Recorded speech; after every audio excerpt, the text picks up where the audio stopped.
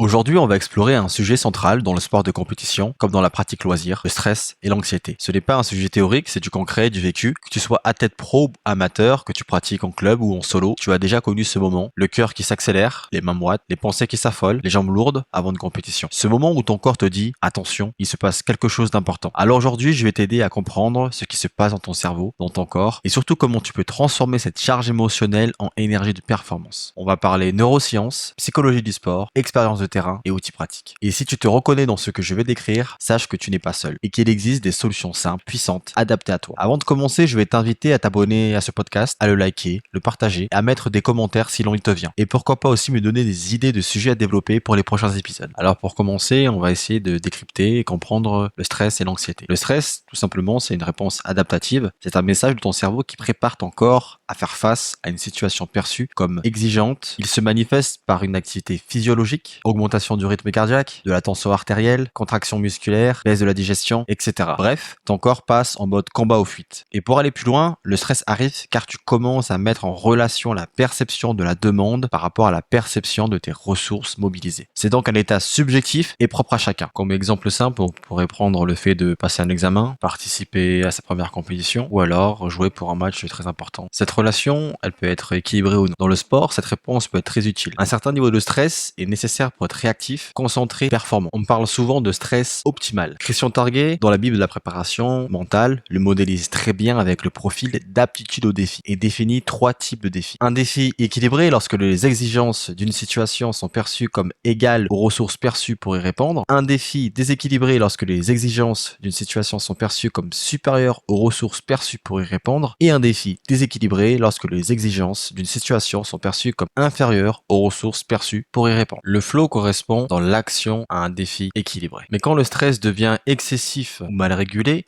on peut clairement être dans un état de panique. Il faut savoir que le stress peut aussi faire apparaître de l'anxiété. L'anxiété, qu'est-ce que c'est? C'est un état émotionnel négatif, désagréable, caractérisé par les sentiments de nervosité, d'inquiétude et d'appréhension. Il y a une anticipation mentale, une peur d'un danger futur. Elle se manifeste par des ruminations, une perte de confiance, des troubles du sommeil, voire une inhibition de l'action. Lorsqu'on ne contrôle pas son stress, l'anxiété arrive souvent. Beaucoup d'athlètes que j'accompagne me disent « j'ai plus peur de rater que de perdre ». Et c'est exactement là que se joue la différence entre le stress utile et l'anxiété paralysante. Donc l'anxiété peut influencer les performances en induisant des changements dans l'attention et la concentration et en augmentant la tension musculaire. D'ailleurs, on en parlera dans un prochain podcast des émotions et la gestion des émotions si ça t'intéresse. Apprendre à identifier les signaux du stress et les pensées anxieuses, c'est la première étape pour les maîtriser. Et c'est justement une compétence qu'on développe en accompagnement. Si tu sens que tu subis trop souvent ton stress, sache qu'il existe des stratégies mentales simples pour reprendre la main. On en parle dans cet épisode et je peux aussi t'aider à les mettre en place dans ta routine. Deuxième temps, les sources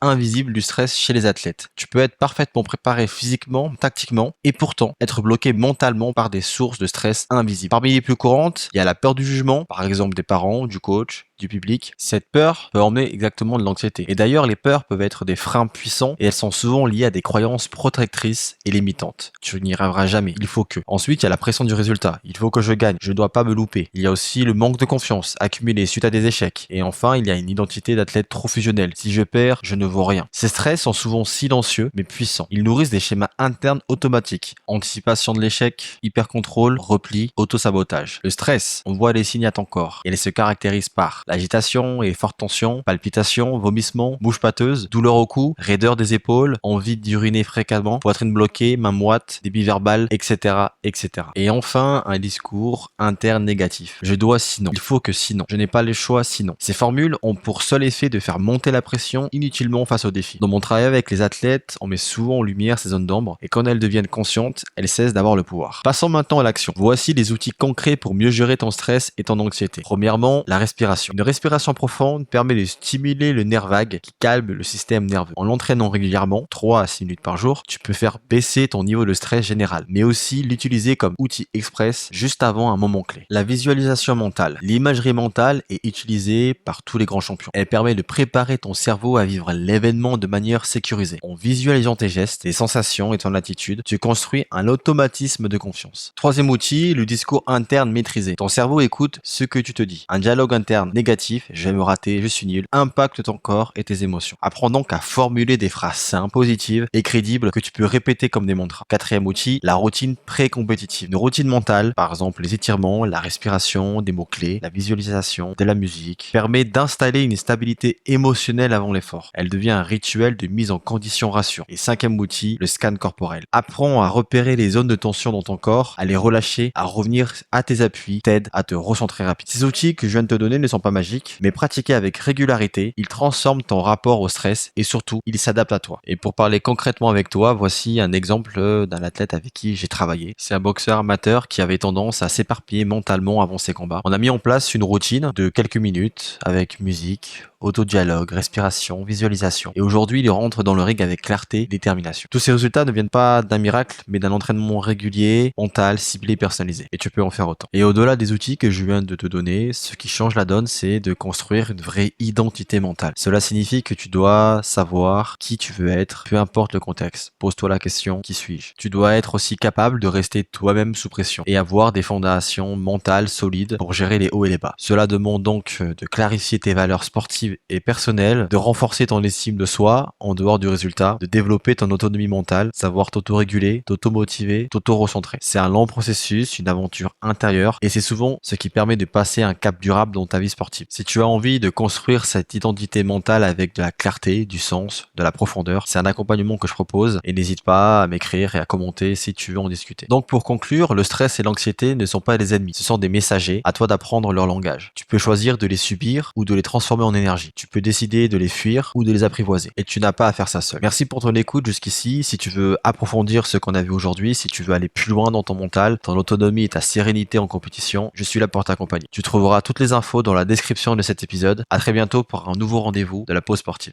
Merci d'avoir pris cette pause avec moi. Restez fort, restez focus.